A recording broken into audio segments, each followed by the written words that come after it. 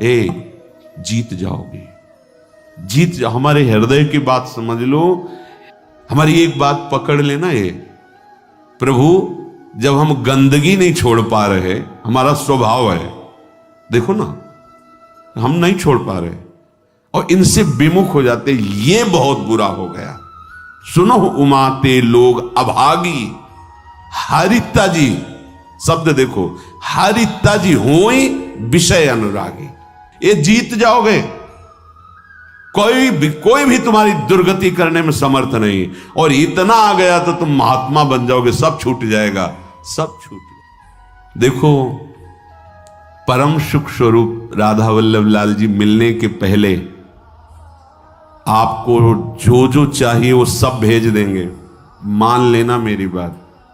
जैसे जैसे कदम आपके प्रभु की तरफ बढ़ेंगे तो जो जो तुम्हारी चाहत है सब दे देंगे।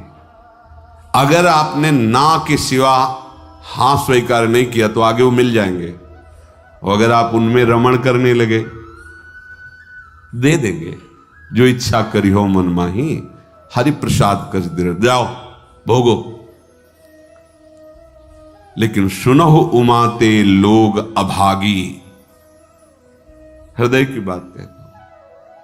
मैं नीच हूं, पामर हूं, नहीं विषयों पर विजय प्राप्त कर सकता, पर हे प्रभु, जब इन्हें नहीं छोड़ सकता तो आपको भी नहीं छोड़ सकता। हमारा स्वभाव है पकड़ना।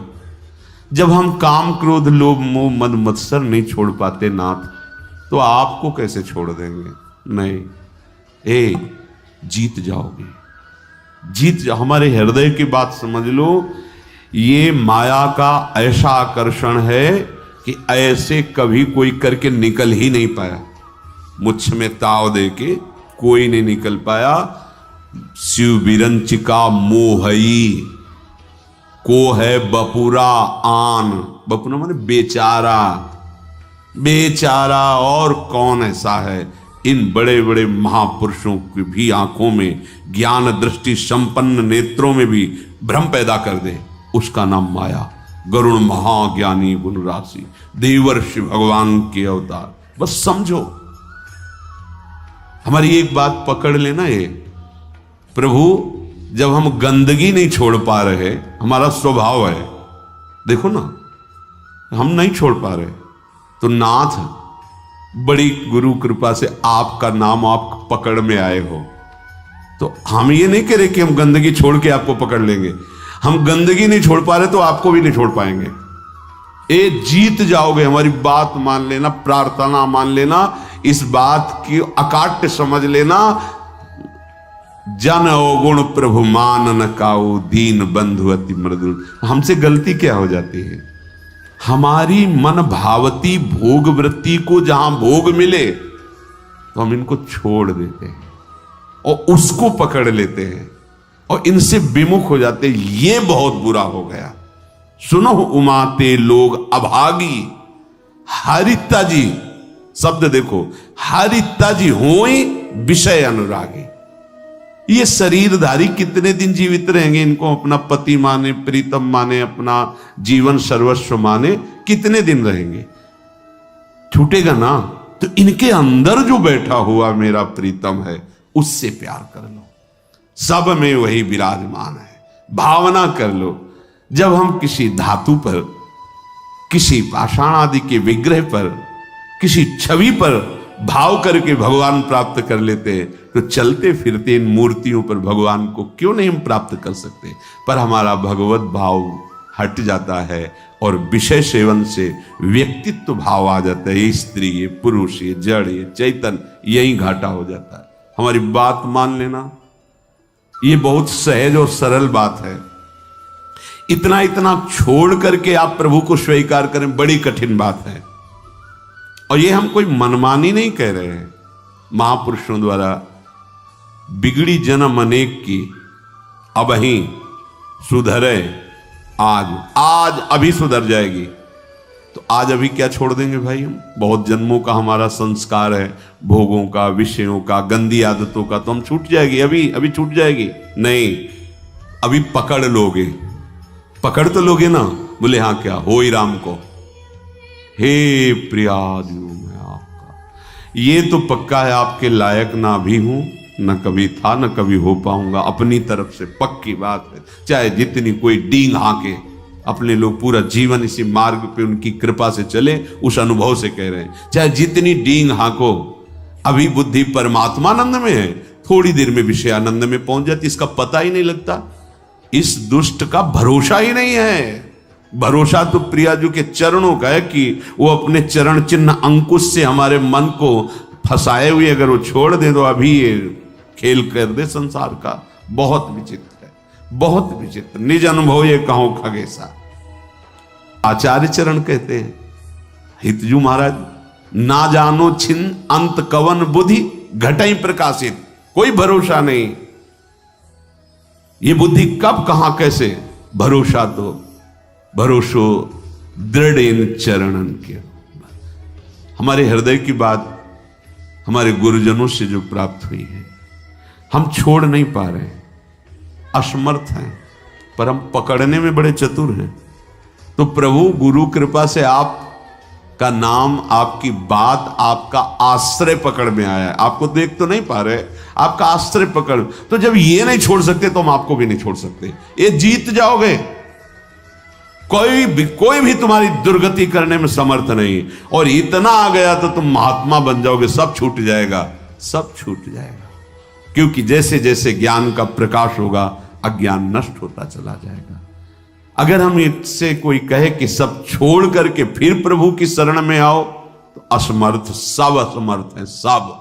घोर वैश्याचारी भी, वैश्यागमन करने वाले भी जब भगवान की शरण में आए तो महात्मा बन गए। करो सद्य ते साधु समान। हमें तो एक ही बात समझ में आई है कि इनकी कृपा से इनको जाना जाता है, इनको पाया जाता है, इनकी साधना होती, इनका भजन होता है। सच्ची बात कह रहे हैं, अपनी तरफ से हम शून्य हैं। अपने को देखा है, अपनी तरफ से हम शून्य हैं, कोई भी अंक नहीं है। कोई अंक है तो आपकी कृपा का है, अन्यथा नहीं है। ये निष्ठाएं इन्हीं की कृपा से जागृत होती है। जब दिखाई देता है अब कोई सहारा नहीं, तो ये बेईमान मन फिर भागता है प्रियाजू के चरणों की तरफ कि अब कोई रास्ता ले, अब तो पकड़ ले, अब तो पकड़ ले। जब कोई तेरा ले तो पकड़ ले, ये कृपा होती है। और इसका स्वभाव पकड़ लेता है तो छोड़ना बड़ा कठिन होता है। बस यही हमारी विजय का हेतु होगा। अगर हम सत्संग के द्वारा भगवत नाम, भगवत धाम, भगवत चरण सेवा की निष्ठा पकड़ ले, काम हो जाएगा। बिल्कुल सरल मार्ग है, हम नहीं छोड़ पा रहे हैं तो हम पकड़ने वाले स्वभाव वाले, तो हम पकड़ लेते हैं। आपको कैसे छोड़ेंगे जब गंदी बातें नहीं छोड़ पा रहे, तो आपको कैसे छोड़ेंगे। पर इसकी चाल माया की है, वो आपको आकर्षित करके प्रभु को छुड़वा देगी, और छुड़वा देती है। बस यहां नहीं कोई हमें बीच में कमजोरी रखनी। हम नीच हैं, पामर हैं, पर आपके हैं, इस पर कभी संशय नहीं हो सकता। हम ये नहीं कहते कि आपके लायक हैं, पर प्रभु नालायक हैं पर आपके हैं, बस इसमें संशय। ये बात नहीं हो सकती कि आप हमें छोड़ो और ये ले लो। नहीं, हम इसे नहीं छोड़ पा रहे पर आपको घसीटेंगे अपने साथ। अब आपके गले पड़ गए, अब आपके गले पड़ गए। अब ये पट्टा आपके नाम का है। अब आप देख लो किसको रोकना है, किसको हटाना है, वो आप जानो नाथ। अब आपको नहीं छोड़ सकता। छूत दृढ़ वादास त्वसैहास तदपि नहीं पदम यामी वृंदाटवीति। अब हम एक कदम भी धाम को नहीं छोड़ सकते, चाहे जैसी परिस्थिति। ऐसे ही हम निरंतर नहीं जप पा रहे, पर कोशिश करेंगे कि नाम हमसे न छूटे। हम प्रभु के ध्यान में नहीं, पर हमारे चित्त में बात बैठ गई कि शरणागत वात्सल्य समुद्र प्रभु, मुझे आपका भरोसा है, आपका सहारा है। ये अंदर की बात कह रहा हूं, ये आपको महात्मा बना देगी। अपने मन की बात जो प्रभु की बात से मिले वही प्रमाणित मानी जाती है। भगवान कह रहे हैं अपिचेत सुदुराचारो भजते माम अनन्य भाग। अनन्य भाग भजन का मतलब वो निरंतर भजन नहीं कर रहा, उसने भाव कर लिया है कि अब मुझ जैसे दुराचारी पापी का एक ही भरोसा है, केवल भगवान। ये अंदर की बात समझ जाओ। इसको कहीं इसकी व्याख्या सुनने की कोशिश मत करना, क्योंकि जैसी स्थिति होती वैसी व्याख्या होती है। भगवान के वाक्यों का सर्वस्वरूप है। आप जिधर से देखोगे वो आपको अपने अनुकूल दिखाई देने लगेंगे। एक बात आंतरिक जो हमारे हृदय में गुरु कृपा से समझ में आई है कि हम जैसे भी हैं, देखो भगवान के वचनों से प्रमाणित है, इससे बड़ी कोई बात नहीं होगी। जो नर होए चराचर द्रोही, आवे सभय शरण तक मोही। चराचर का द्रोही है, पर वो भयभीत हो गया कि अब मेरा कोई सहारा नहीं है, प्रभु के सिवा मुझे कोई नहीं बचा सकता, मैं इतने पाप किए हूं। भगवान कह रहे, उसके लिए कह रहे हैं जो शब्द है, तज छल कपट मोह मद माना, करो सद्य ते साधु समाना। इसका अर्थ ऐसे लिया जा सकता है कि वो छल कपट मोह मद मान का त्याग कर हमारी शरण में आवे तो हम उसे साधु बना देंगे शब्दावली से, लेकिन भाव में ऐसा नहीं है। फिर महाराज साधु क्या बनाएंगे, तो साधु हो गया। जो छल कपट मद मान इन सब का त्याग करके आपकी शरण में आया है, तो आप साधु क्या बनाएंगे, तो साधु है ही, इसी को तो साधु कहते हैं। तो यहां भाव ये है कि तज, मैं त्याग कराऊंगा उसके छल कपट मद मान का त्याग कराकर, करो सद्य, जो करो शब्द है वहां यहां से लागू होगा पूरी चौपाई में। तज छल कपट मोह मद माना, करो सद्य ते साधु समाना। उसको सब त्याग, क्योंकि उसे ही त्यागना है ना, तो मैं उसे सामर्थ्य देता हूं, वो छल कपट मोह मद मान का त्याग कर देता है और मैं उसे साधु स्वरूप। और भगवान गीता जी में इसी श्लोक में कहा अपिचित कि उसे मानो वो साधु हो गया क्योंकि मेरी शरण में आ गया है, अब मैं संभाल लेता। भगवान का आश्रय लेकर भरोसो दृढ़ इन चरणन के, दृढ़ता पूर्वक। ये दृढ़ता तुम्हारी फिसलाने के लिए बहुत से ऐसे माया जाल फेंकेगी, तुम्हारी अश्रद्धा हो जाए, तुम्हारा प्रश्न जोरदार हृदय में प्रकट, तुम्हारी प्रिय जगह में जहां ममता है आसक्ति, वहां प्रहार करेगी माया। फिर हे भगवान, नहीं नहीं, आपका था, आपका है, आपका रहेगा प्रभु, अब नहीं, अब धोखा नहीं, आपके सिवा नहीं। ये बड़े बड़े भक्तों के जीवन में देखो ना, उसी पुत्र के ब्याह के में ठाकुर जी जा रहे हैं, वही पुत्र जो अंतर ध्यान व्रत करताल उठा के नाच रहे नरसिंह मेहता, हे गोविंद तेरा सब मंगलमय, अच्छा किया, अब निरंतर और चिंतन आपका बढ़ेगा। पर ये निष्ठावान ही कर सकता, नहीं तो नहीं। तो ये क्या रात दिन भजन करते पुत्र, वो भी राधे राधे। श्रीवास जी को देखो, हर महाभागवत को देखो, ये आने जाने वाला देश है, टिकाऊ नहीं है। ये परिवर्तनशील नाशवान शरीर है, अविनाशी नहीं है। यहां जितना खेल है बस होश में खेल लो, इस खेल से मुक्त हो जाओ। यही होश है कि और को छोड़ पाओ ना छोड़ पाओ, इनको मत छोड़ना, इनको पकड़ लो, जीवन कृतार्थ हो जाएगा। चलते हैं महाभागवत पांडवों के पावन चरित्र में प्रसंग चल रहा है। महाराज युधिष्ठिर को दुखी देखकर उनके मामा जो माद्री जी के भाई शल्य, वो प्रसंग सुनाया कि आप और द्रौपदी को ही केवल दुख नहीं हुआ, देवराज इंद्र और उनकी पत्नी शची को भी महान दुख को भोगना पड़ा है, आप चिंता ना कीजिए। तो उन्होंने पूछा क्या दुख भोगना पड़ा, वो तो त्रिभुवन पति हैं।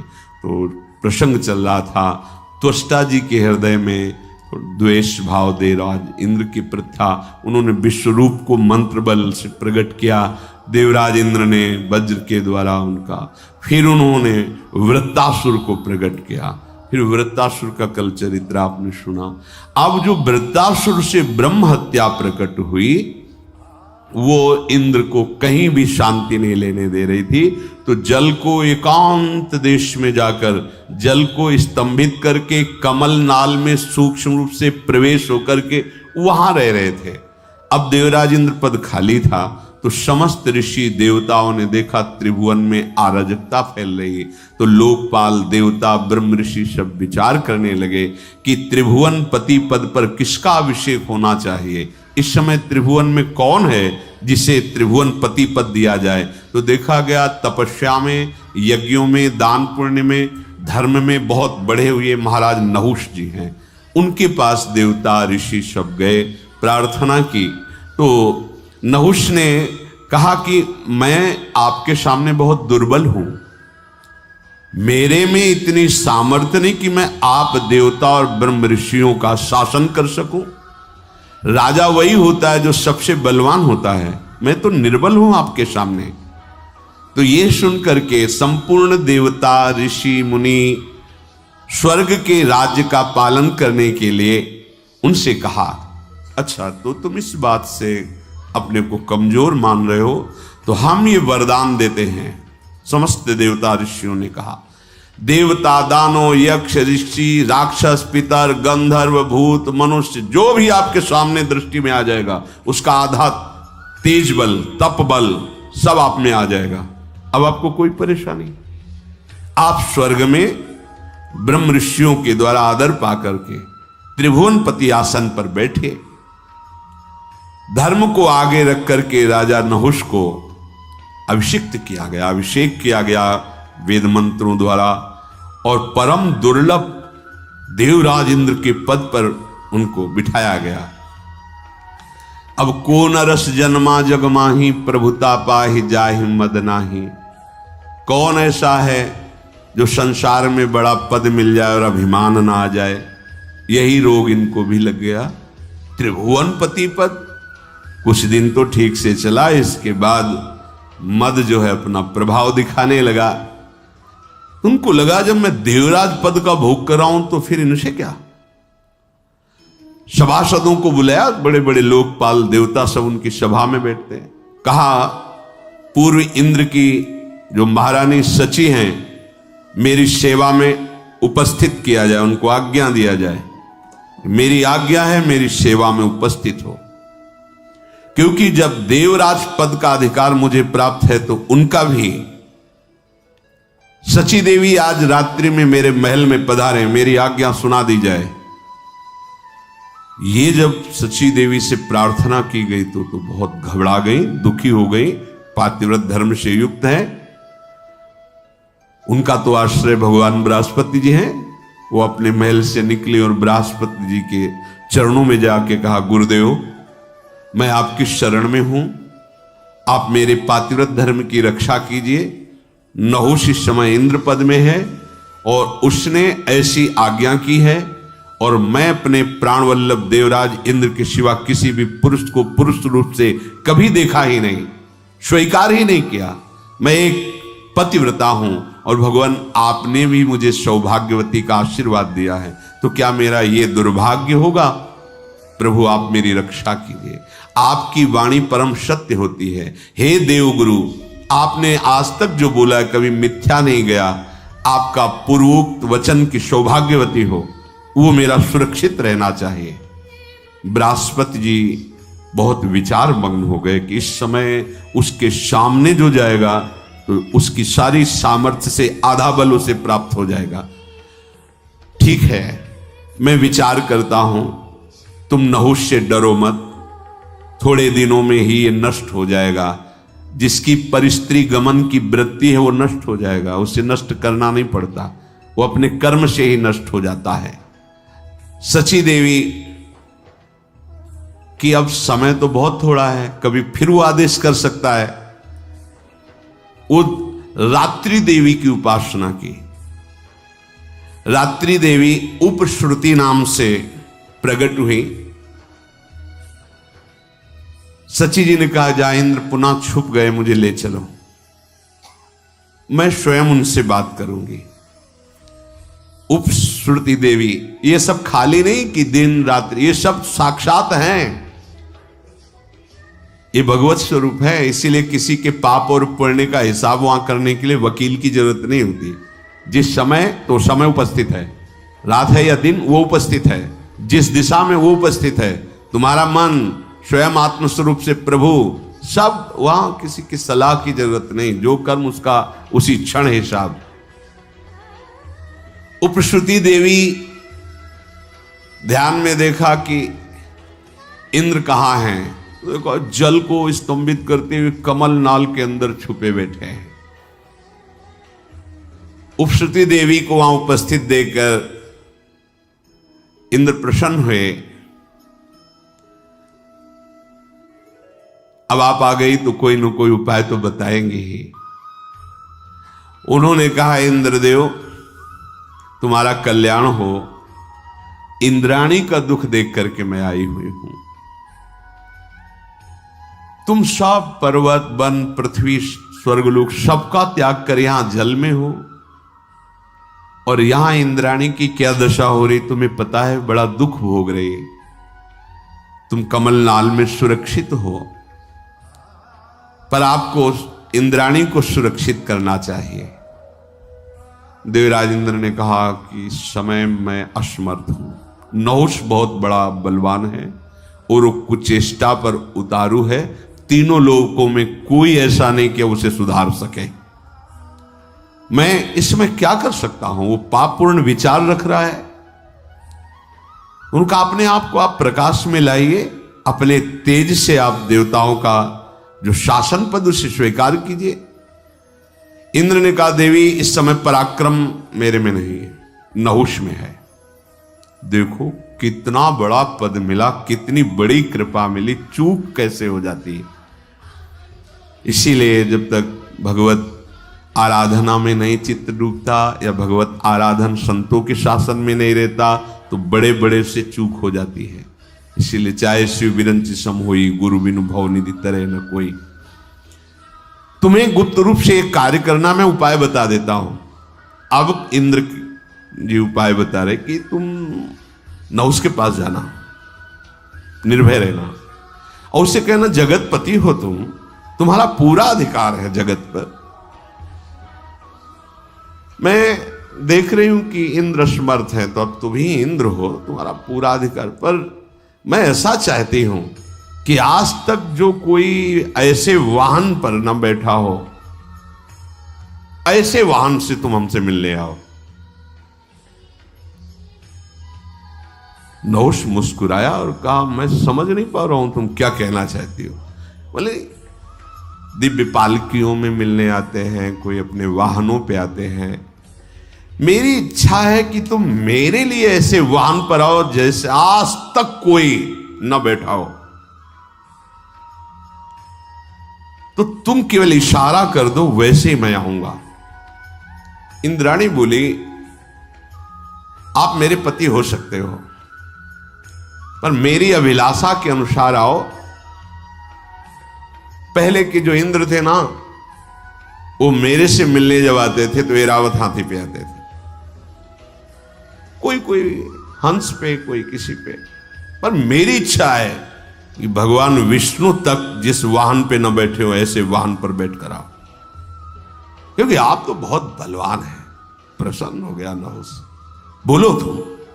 बोले, आज तक ऋषियों की पालकी में बैठ के कोई नहीं चला त्रिभुवन में। ये जो सप्त ऋषि हैं, ये पालकी पे हो और आप बैठ के आए, फिर मैं आपका स्वागत करूंगी। देवराज इंद्र ने बताया था ये ऐसा तुम करो, बस मैं आपको स्वीकार करती हूं। उसने कहा, ये कौन सी बात है, सब मेरे आदेश के अंतर्गत है। भूल गया, ये भारी अपराध करने जा रहा है। मेरे सामने कोई भी ऋषि ठहर नहीं सकता, क्योंकि उसकी आदि तपस्या बल मेरे पे आ जाता है। मैं जो आदेश करूंगा सब करेंगे। तुम जाओ अपने भवन में, और मैं सप्त ऋषियों की पालकी पे आ रहा हूं। कितना बड़ा अपराध! जो जगत बंदनी महापुरुष हैं, जिन्हीं के आशीर्वाद से इंद्रासन पद पे बैठा था, बुद्धि भ्रष्ट हो गई। ये देखो, जब परिस्थिति गमन किया जाता है तो बुद्धि का निर्णय गलत हो जाता है। बुद्धि बिगड़ गई, बुद्धि का बिगड़ जाना ही नाश है। कामः संजायते क्रोधा, क्रोधा स्मृति विभ्रमा, स्मृति भ्रंशात् बुद्धिनाशो, और बुद्धिनाशात् प्रणश्यति। बुद्धि का नाश ही सर्वनाश कहा जाता है। देवी, मैं तो तुम्हारा दास हूं, तुम जो आज्ञा करोगी वही करूंगा। सुंदर मुख वाली सची बाहर से मुस्कुराते हुए अंदर से कि अब तेरा नाश निश्चित है, क्योंकि जिन ऋषियों का चरणामृत इंद्र को भी पावन करता है, उन ऋषियों की पालकी पे बैठते ही तेरे सारे सुकृत नष्ट हो जाएंगे। जो मां नहीं मात पिता नहीं देवा, साधुन सन करवावें सेवा, जिनके ये आचरण भवानी ते निश्चर समझानो प्राणी। हाँ, बहुत संभल कर संत महात्माओं के पास जाना चाहिए, बहुत संभल के, दैन्यता से। सारा सुकृत नष्ट हो जाएगा। अगर आप बैठ नहीं पाते तो खड़े रहो, 1 सेकंड में नमस्कार करो, निकल जाओ।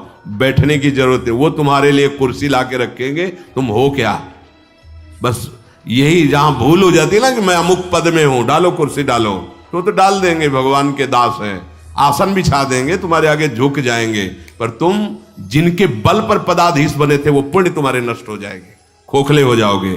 आए थे बलवान बनने के लिए, गए निर्बल होकर के। इसीलिए बहुत बहुत सावधान। महाराज दुष्यंत जब कर्ण जी के आश्रम में जा रहे तो हमने पढ़ा, उसमें नंगे पैर छत्र हटा के, शीश की पाग हटाकर, एक केवल अंगरक्षक, वो भी प्रधान गेट तक वहीं छोड़ दिया, अकेले दैन्य भाव से, दीन होकर, राज चक्रवर्ती पोशाक पे नहीं, दीन होकर ऐसे